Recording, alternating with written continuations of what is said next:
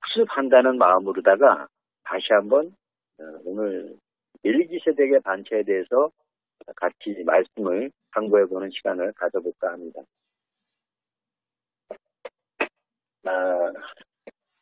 실상 멜기세덱의 역사는 주전 1920년경에 있었던 역사입니다. 이 예언은 오늘날 이 시대에까지 감춰져 있던 예언이다. 이렇게 생각하시면 될 것 같습니다. 이제는 때가 되어서 누구나 연구를 하면 다 깨달을 수 있는 시대가 이제 도래를 한 겁니다. 먼저 시편 110편 4절부터 한번 열어보시겠습니다. 시편 110편 4절입니다.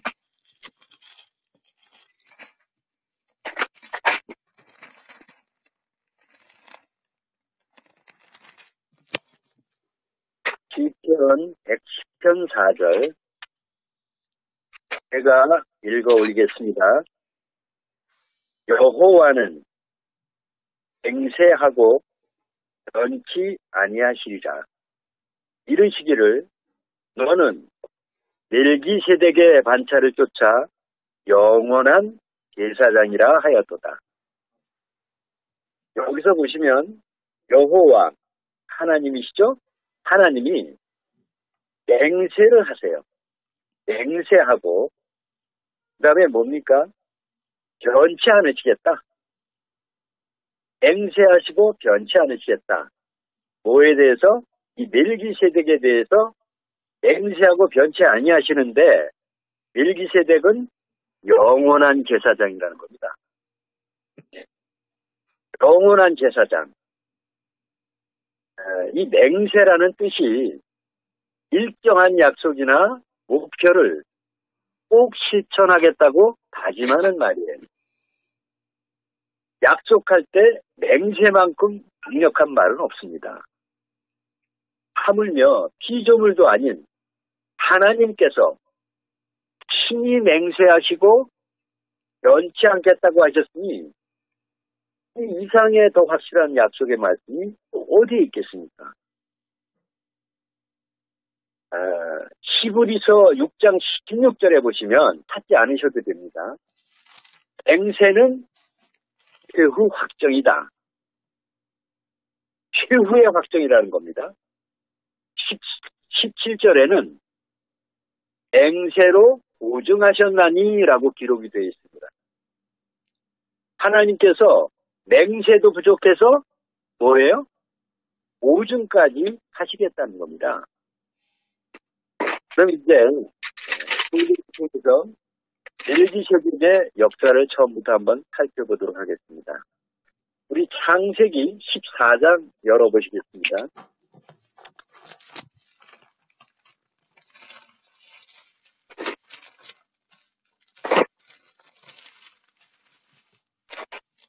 창세기 14장 18절입니다.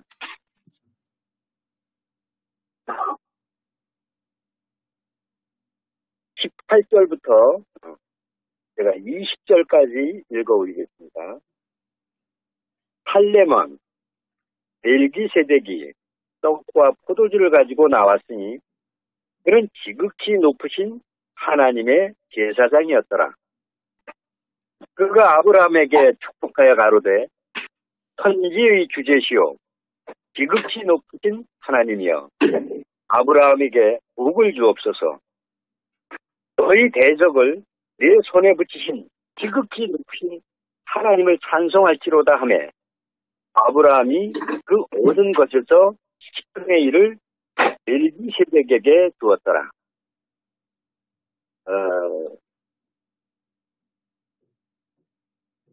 이 창세기 17장 5절에 보시면 하나님께서는 이 아브라함의 이름을 아브라함으로 바꿔주세요. 이 아브라함이라는 뜻이 열국의 아비다. 그런 뜻입니다. 창세기 12장 2절에는 아브라함을 가리켜서 복의 근원이 될지라. 3절에는 모든 민족이 모든 족속이 너를 인하여 복을 받을 것이다. 이렇게 알려주고 계세요. 우리 믿는 자들에게 아브라함은 믿음의 조상이 됩니다. 믿음의 조상인 아브라함이 10분의 1을 멜기세덱에게 주었다. 이렇게 지금 기록이 되어 있거든요. 믿음의 조상인 아브라함이 멜기세덱에 10분의 1을 주었다. 그럼 이 멜기세덱이 누구라는 얘기입니까? 10분의 1을 멜기세덱에 주었다. 이 멜기세덱이 과연 누구냐 하는 겁니다. 그 부분에 대해서 이 사도 바울은 이 멜기세덱이 후에 오실 그리스도라고 증거를 하고 있습니다. 후에 오실 그리스도. 그리스도가 누굽니까? 하나님. 우리 히브리서 5장 한번 열어보시겠습니다. 히브리서 5장 8절에서 10절입니다.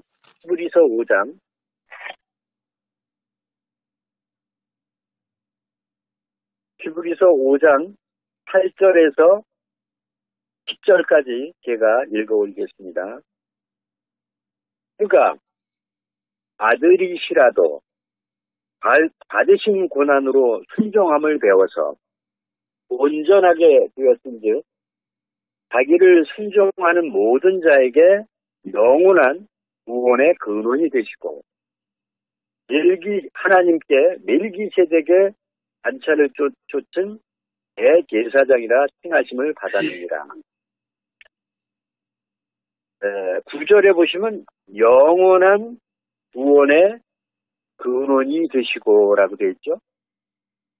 영원한 구원의 근원이 되신 분이 누굽니까? 당연히 예수님이세요. 예수 그리스도, 그분이 곧 말씀드렸듯이 하나님이시죠. 우리 히브리서 그 넘에 6장 한번 보시겠습니다. 6장 20절. 6장 20절, 히브리서 6장 20절 제가 읽겠습니다. 그리로 앞서가신 예수께서 멜기세덱의 반차를 쫓아 영원히 대제사장이 되어 우리를 위하여 들어가셨느니라. 예수님은 멜기세덱 대제사장인데 이 직분은 영원히 바뀌지를 않는다는 겁니다. 그런데 분명 이 멜기세덱이 예수님인 것은 틀림이 없습니다. 다시 한번 제가 읽어보겠습니다. 예수께서 멜기세덱의 반차를 쫓아 영원히 대제사장이 되어라고 되어 있어요. 분명히 멜기세덱이 예수님이에요. 근데 문제는 뭐가 문제냐? 멜기세덱이 하나가 아닌 상반된 두 모습으로 예언이 되어 있다는 겁니다. 첫 번째 하나는 아비가 있고 어미가 있고 족보가 있는 멜기세덱. 예수님이에요. 예수님은 아비 어머니가 있었죠? 아버지 되시는 요셉, 어머니 되시는 마리아. 그 다음에 예수님의 족보는 마태복음 1장 1절에 보시면 잘 나와 있습니다. 예수님의 족보가. 이 멜기세덱은 아비, 어미가 있고 족보가 있는 멜기세덱은 예수님이 틀림이 없어요. 그런데 그와 상반된 또 하나의 멜기세덱이 예언이 되어 있다는 거예요. 그 또 하나의 멜기세덱은 반대로 아비가 없고 어미도 없어요. 족보도 없어. 예수님과 전혀 다른 또 다른 멜기세덱이 등장을 한다는 겁니다. 우리 히브리서 7장 2절에서 제가 4절을 읽겠습니다. 히브리서 7장 1절부터 4절입니다. 이 멜기세덱은 살렘 왕이요 지극히 높으신 하나님의 제사장이라. 여러 임금을 쳐서 죽이고 돌아오는 아브라함을 만나 복을 빈대. 아브라함이 일체 10분의 1을 그에게 나눠주니라. 그 이름을 번역한 즉 첫째 의의 왕이요 또 할렘 왕이니 곧 평강의 왕이요. 3절입니다. 아비도 없고 어미도 없고 족보도 없고 시작한 날도 없고 생명의 끝도 없어 하나님의 아들과 방불하여 항상 제사장으로 있느니라. 항상 제사장으로 있느니라. 그런데 이 멜기세덱이 예수님과 다르게 아비도 없고 어미도 없고 족보도 없다는 거예요. 세상에 아비 어미 없이 세상에 태어난 사람이 있겠습니까? 이를 이제 성경을 통해서 영적으로 해석을 하면 구원받지 못한 부모는 부모로 인정을 하지 않습니다.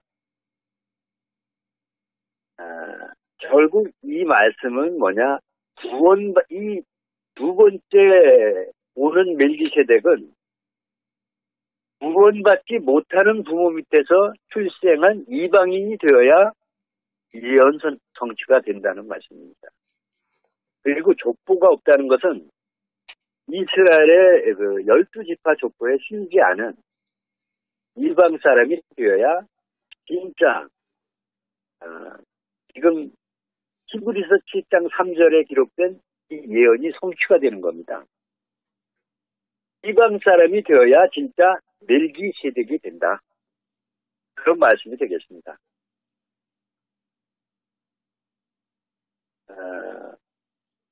그 다음에 우리 히브리서 5장 한번 보시겠습니다. 히브리서 5장 11절부터 14절까지 읽어 올리겠습니다. 멜기세덱에 관하여는 우리가 할 말이 많으나 너희의 듣는 것이 둔함으로 해석하기가 어려우니라. 멜기세덱에 대해서는 우리가 할 말이 많다. 할 말이 많지만 너희가 듣는 것이 둔함으로 해석하기가 어렵다. 설명을 안 해주는 거예요. 설명을. 멜기세덱에 대해서 자세한 설명이 좀 필요한데 설명을 안 해주셔. 12절을 제가 보겠습니다. 해가 오래무로라는 얘기는 해가 오래 지나면 너희가 마땅히 선생이 될 터인데 너희가 다시 하나님의 말씀의 후보가 무엇인지 누구에게 가르침을 받아야 할 것이니 이렇게 돼 있어요. 누구에게 가르침을 받아야 할 것이니 누구라고 그 실체를 안 밝히고 누구에게 가르침을 받아야 된다는 겁니다. 누구에게 가르침을 받아야 할 것이니 젖이나 먹고 단단한 식물을 못 먹는 자가 되었도다. 젖을 먹는 자마다 어린아이니 위의 말씀을 경험하지 못한 자요. 단단한 식물은 장성한 자의 것이니 저희는 기각을 사용함으로 연단을 받아 선악을 분별하는 자들입니다. 이 말씀으로 볼 때 사도 시대에는 멜기세덱에 관한 지식이 젖이나 먹는 어린아이 신앙밖에 안 된다 이런 말씀이 될 것 같습니다. 예언상 초림의 멜기세덱이 아닌 장차 또 다른 멜기세덱이 등장을 해야 하고 아울러 선악을 분별하는 장성한 자들이 나올 것으로 성경은 예언이 되어 있어요. 안성님은 이 장성한 자들에 대해서 바로하고 때가 되면 강성한 자들이 나올 터이니라고 해석을 해 붙여놓으셨더라고요. 장성한 자가 누구겠습니까? 장성한 자. 이 장성한 자들은 지각을 사용한다. 바로 택함받은 14만 4천 형제자매들입니다. 여기서 중요한 게 12절에 누구에게 가르침을 받아야 할 것이다. 이게 앞으로 장차 오랜 세월이 흐른 뒤에 누군가가 누군가에게 가르침을 받을 것이다. 근데 멜기세덱을 이야기하면서 그런 말씀을 하세요. 우리 누구에게 가르침을 받을 것이다 라는 부분을 말씀을 연결해서 우리 요한복음으로 한번 가보겠습니다. 요한복음 16장.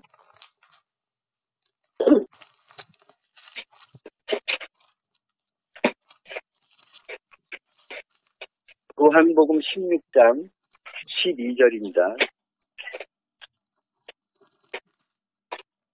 요한복음 16장 12절. 제가 읽어 올리겠습니다.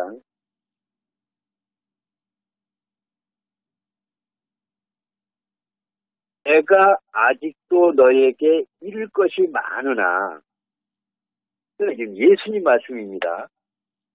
예수님이 내가 아직도 너에게 이룰 것이 많으나 지금은 너희가 감당치 못하리라. 지금 너희한테 얘기를 해줘야 너희가 감당을 못한다. 히브리 방금 전에 읽은 말씀 중에 누구에게인가 가르침을 받아야 된다. 내가 아직도 너에게 이를 것이 많으나 지금은 너희가 감당치 못하리라. 그러하나 진리의 성령이 오시면 이 그가라는 말은 인칭전명사입니다.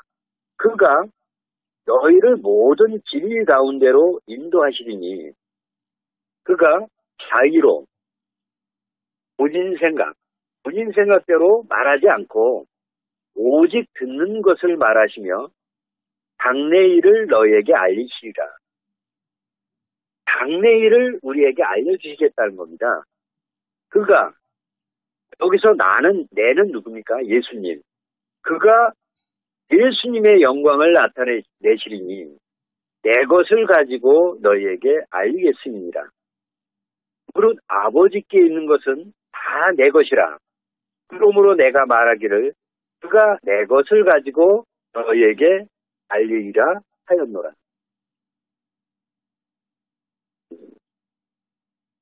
16장 앞에 7절을 한번 보시겠습니다. 그러하나 내가 너희에게 실상이라는 게 뭡니까? 있는 그대로 드러낸다 이런 뜻입니다. 내가 너에게 실상을 말하노니 내가 떠나가는 것이 너희에게 유익이라.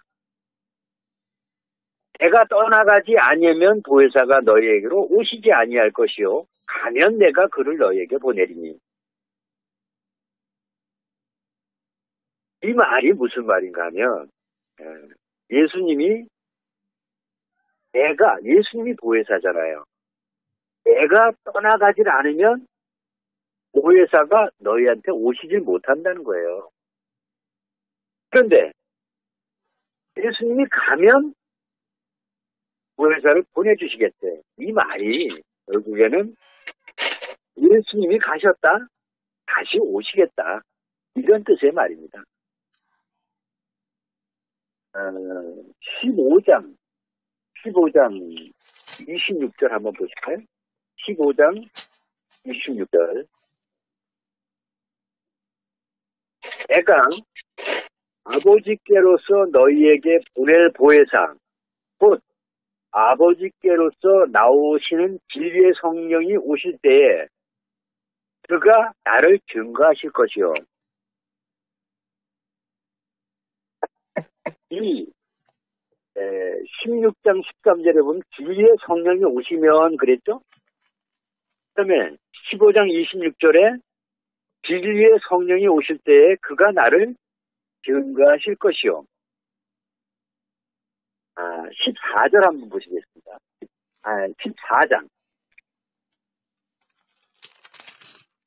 14장 26절 보시겠습니다. 14장 26절. 보혜사, 곧 아버지께로서 내 이름으로 보내실 성령, 그가 너희에게 모든 것을 가르치시고 내가 너희에게 말한 모든 것을 생각나게 하시리라. 28절.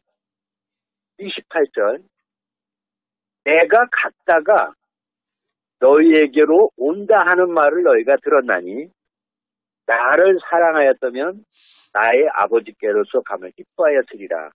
아버지는 나보다 크심이니라. 28절 앞부분 제가 다시 한번 읽겠습니다. 내가 갔다가, 예수님이 가셨다가 너희에게로 온다 하는 말을 너희가 들었나니.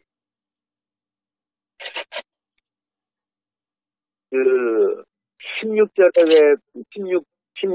7절에 보시면 내가 떠나가는 것이 너에게 유익이다. 내가 떠나가지 않으면 보혜사가 너희에게로 오시지를 아니할 것이다. 가면 내가 그를 너에게 보내리라. 방금 전에 읽은 내가 갔다가 너희에게로 온다 하는 말을 너희가 들었나니, 갔다가 다시 오신다는 겁니다. 안사홍님 간증문 중에 전번 안식일 때 말씀드렸지만, 하늘에서 실 같은 이 세상이 어둠이었는데 하늘에서 빛을 비치는데 아무도 그 빛을 받은 사람이 없더라는 겁니다. 그 빛을 결국은 안사홍님이 받으셨어요. 안사홍님이 안식일교에서 신앙생활을 누구보다도 열심히 하신 분이시지만 그때까지만 해도, 그 빛을 받기 전까지만 해도 초대교회 진리에 대한 이런 깨달음을 얻어가지고 이걸 드러내질 못하셨어요.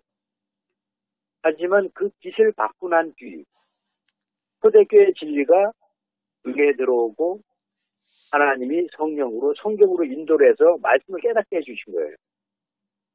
간단히 이렇게 한번 생각해 볼까요? 전석봉이라는 사람한테 성령이 임하셨어요. 안사홍님께 임했던 성령이 임하셨어. 그러면 전석봉이가 하나님이에요? 전석봉이는 하나님이 아니에요. 전석봉이는 하나님이 아니고 전석봉이의 육신을 통해서 내재 이 안에 들어와 계신 성령님이 곧 하나님이다. 저는 그렇게 보는 사람이에요.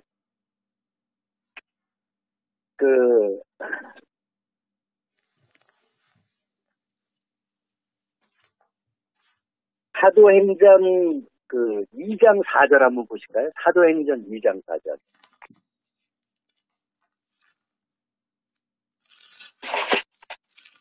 사도행전 2장 4절.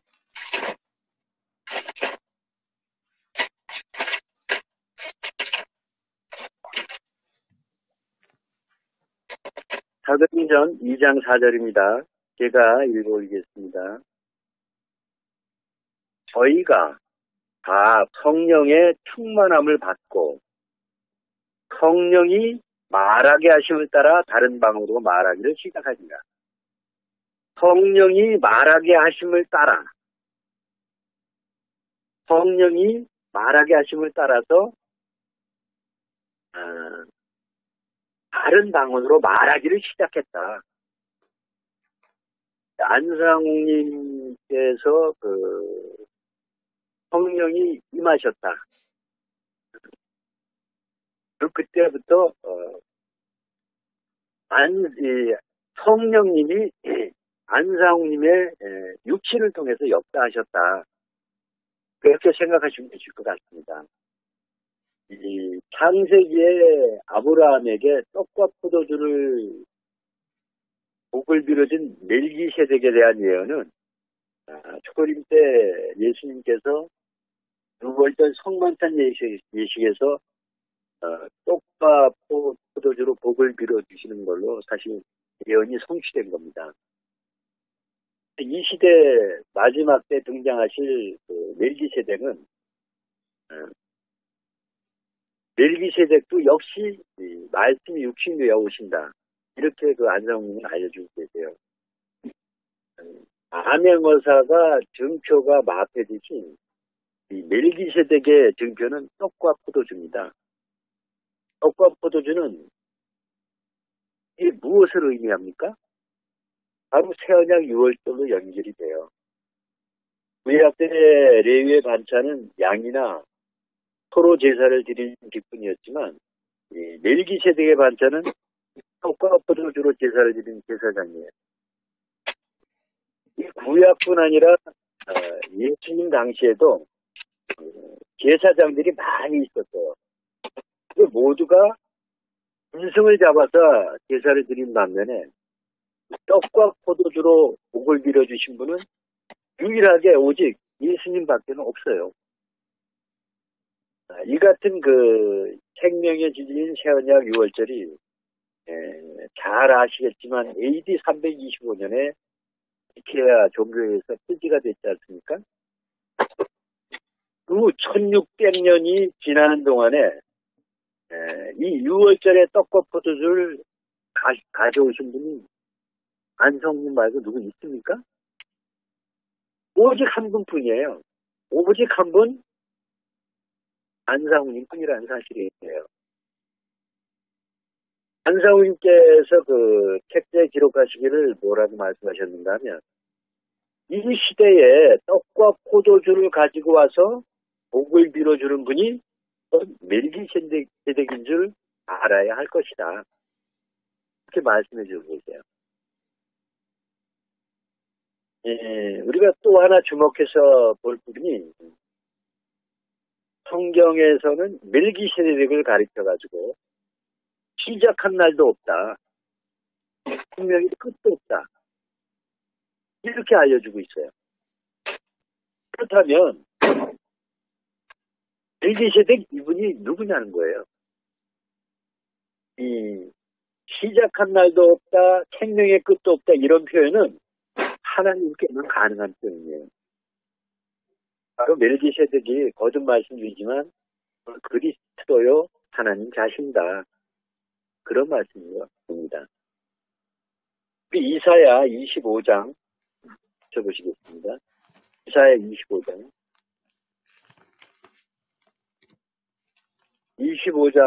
6절에서 9절까지 제가 읽어드리겠습니다. 이사야 25장 6절에서 9절입니다.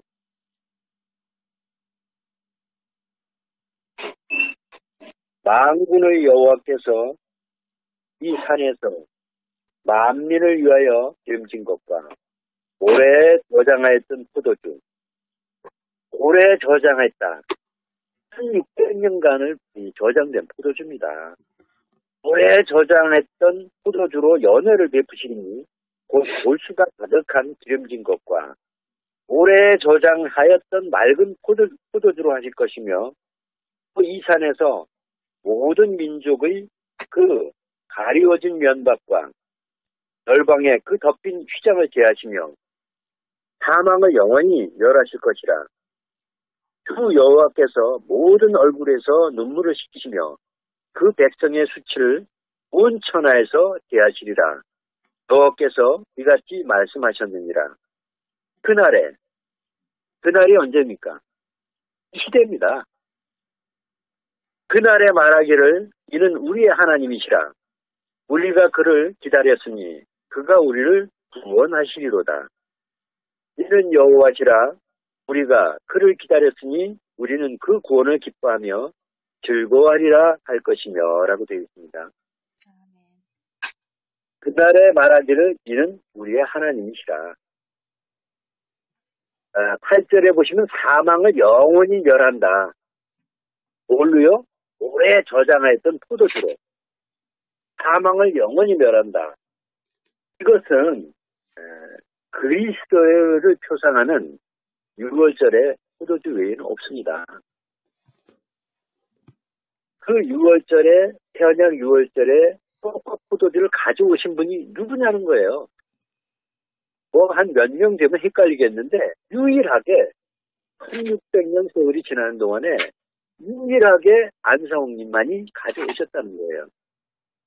근데 성경에 히브리서에 뭐라고 예언되어 있어요? 아비도 없다, 어미도 없다, 부모도 없는 멜기세덱이 등장을 한다는 거야.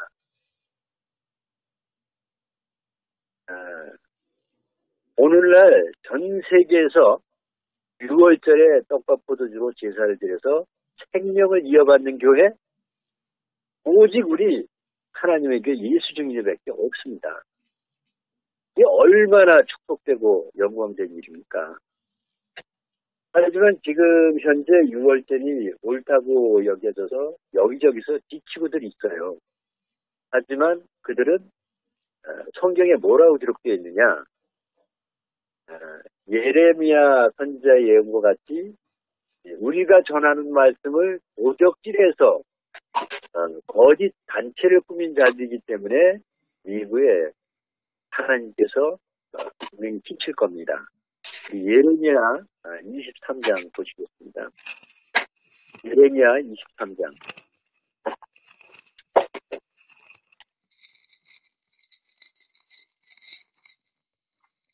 예레미야 23장 30절입니다. 예레미야 23장 30절. 나 여호와가 말하노라. 그러므로 보라, 서로 내 말을 도적질하는 선지자들을 내가 치리라. 마지막 멜기세덱은 암행으로 나타나셔서 아귀에게 빼앗겼던 태어난 6월절을 다시 찾아 당신의 백성들에게 주시고 원수들에게는 말씀으로 심판하신 후에 최종 결국에는 멸망을 당하게 될 것입니다. 이 요한복음 15장 22절, 요한복음 12장 25절, 15장 22절입니다. 15장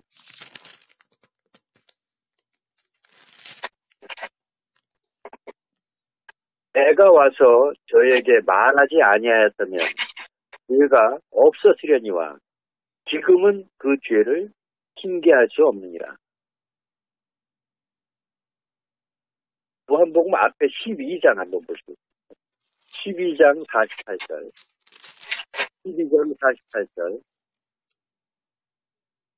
나를 저버리고 내 말을 받지 아니하는 자를 심판한 이가 있으니 곧 나의 한 그 말이 마지막 날에 저를 심판하리라. 예시록 19장 한번 보시고 예시록 19장 19장 13절 14절을 제가 읽어드리겠습니다. 예시록 19장 13절 14절입니다. 또 그가 피 뿌린 옷을 입었는데 그 이름은 하나님의 말씀이라 칭하더라. 하늘에 있는 군대들이 쉬고 깨끗한 세마포를 입고 백마를 타고 그를 따르더라. 성경에서 이사야 31장 6절에 보시면 말은 육체를 뜻합니다. 19장 11절에도 보시면 또 내가 하늘이 열린 것을 보니 보라 백마와 탄자가 있으니 그 이름은 충신과 진실이라. 그가 공의로 심판하며 싸우더라. 말씀으로 싸우시는 겁니다.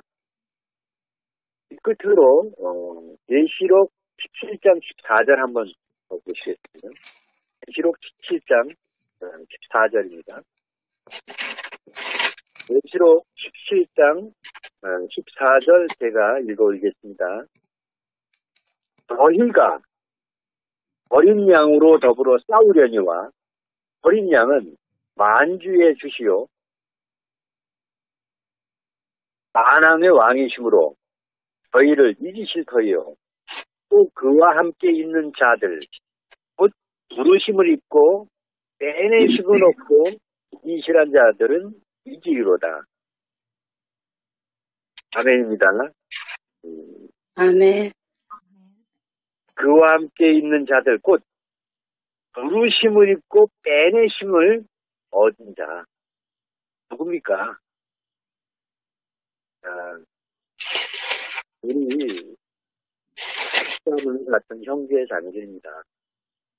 안상홍님은 그 엘리야의 사명으로 오셔서 멜기세덱의 반차를 쫓아 다윗왕 40년의 예언을 이루시고 정교 암흑 시대를 거치면서 흑화되고 이지러진 그 초대교회 진리를 회복시켜 주시고 올려 가신 분이에요.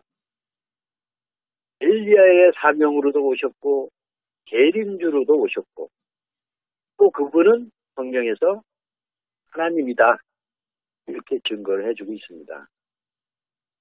안상홍님은 이 땅에 오셔서 육신적으로 많은 힘겨운 삶을 사신 분이세요. 경제적으로도 엄청 궁핍하게 어렵게 살다가 올리고 가셨어요. 하지만 그 타적이신 비위를 훔쳐가서 거짓된 교회를 덧붙여가지고 지금 저기 안중이라고 아시죠? 어머니 하나님. 세상 누릴 수 있는 모든 호사를 누리고 있어요.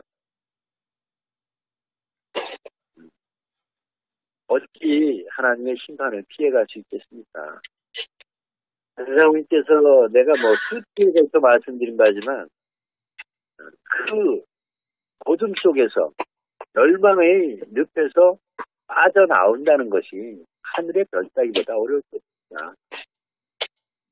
그 하늘의 별 따기보다 어려운 곳에서 우리를 하나님이 빼내주셨어요.